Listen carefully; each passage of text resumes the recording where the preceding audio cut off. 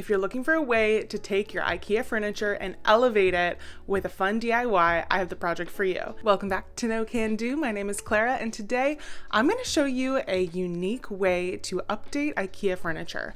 I'm going to do this on a desk, but you could do it on any piece of furniture that they really have out there.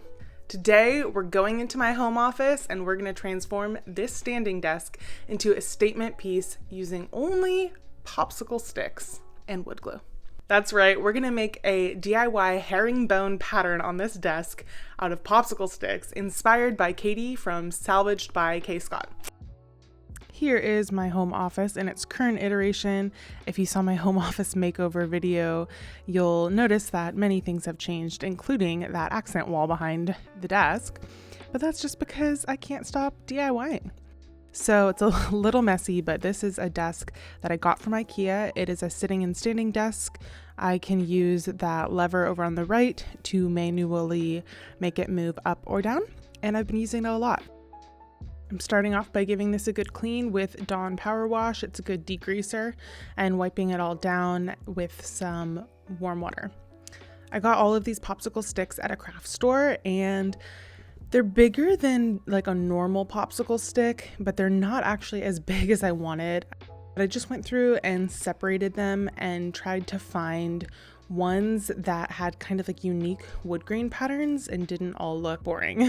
Then I went and cut the rounded edges off so that I would be able to put them into a herringbone pattern a little bit easier.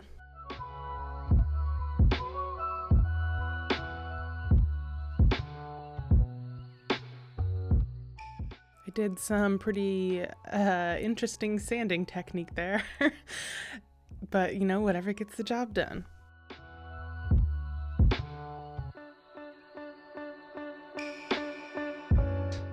This entire project was an experiment. I had no idea how many popsicle sticks I would need.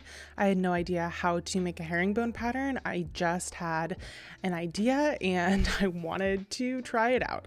So I'm laying out the popsicle sticks here in what I think is a herringbone pattern. I still don't really know. And noticing that, maybe it's not gonna quite work like that. I hate using measuring tapes. I hate measuring. I'm more of like an intuition person. But for this, I think it was good for me to find the center point of the desk.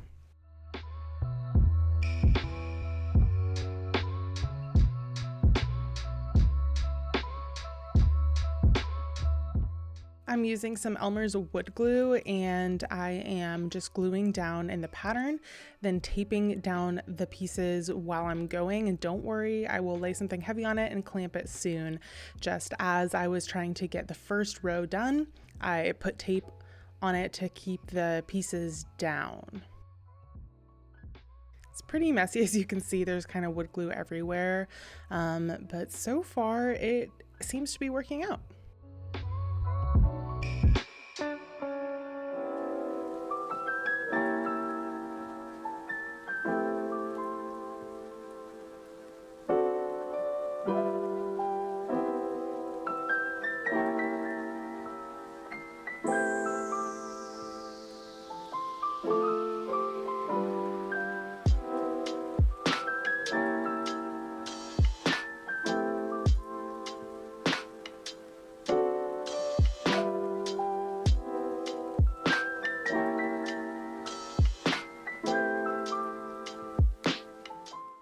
All right, I let this dry overnight, and now it's time to take off the tape, add some wood fill, and see what the next steps are. Not all of the pieces fit perfectly, which was kind of annoying, but since I didn't know what I was doing at all, it's to be expected to have some bumps in the road. I used some Gorilla hot glue to put on a couple pieces that fell off, but I wish I hadn't because they fell off pretty much immediately. Even though it was Gorilla hot glue, which I thought would be better than normal hot glue, didn't matter.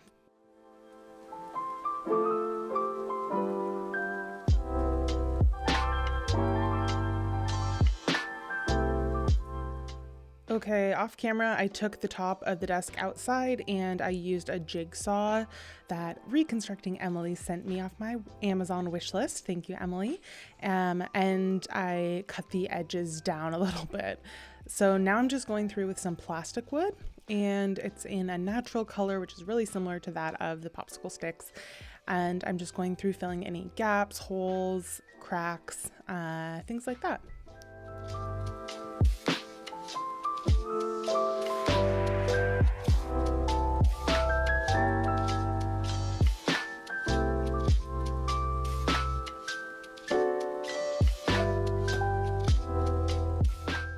Okay, outside I just put down this big piece of particle board and clamped it down to apply some downward pressure on the wood pieces. Then I used the jigsaw to get most of them off, and then I sanded it. Once I was done sanding, I found some spots that still needed a little bit more wood fill, so I'm using a stainable wood fill here in some glue syringes, and it actually worked out okay. Reconstructing Emily also sent me these glue syringes, I'm pretty sure, so thank you again.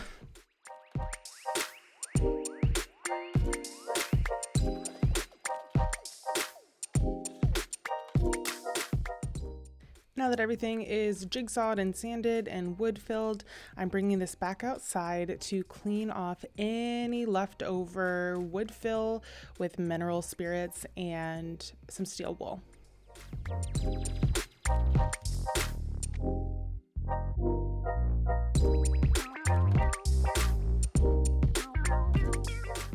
It's looking clean and dry, so I'm going to go ahead and apply a couple coats of top coat. I just want a natural look for this, so I'm going to use polyacrylic in satin, so a little light sheen, and I'm going to do a couple coats of this, allowing it to fully dry between coats.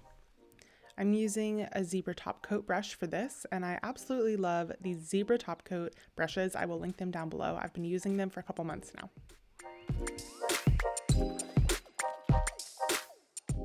After the top coat dried, I realized that I didn't like the stark white color the desk was in combination with the wood, so I found a happy medium with some country chic paint, and I'm just putting that on the edges and on the handle. All right, I gave up for like a month. This is what I had, and it was working really well. It was very functional, but it didn't look the best on the edges. They were just kind of gnarly, and I didn't do the best job sawing them. So I want to go ahead and fill those in and really do this project right.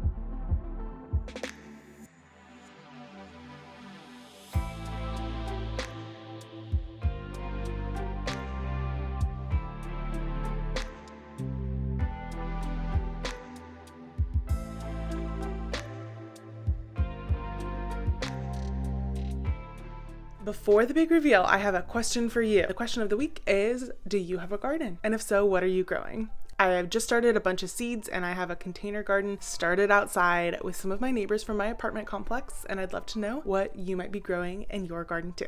All right, let's see this piece.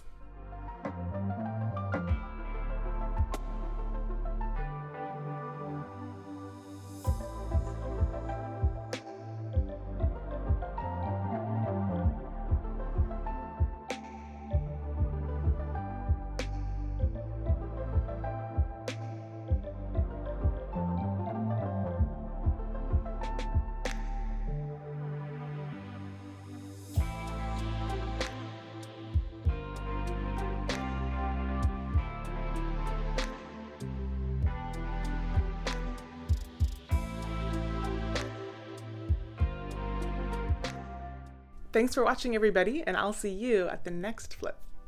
Bye!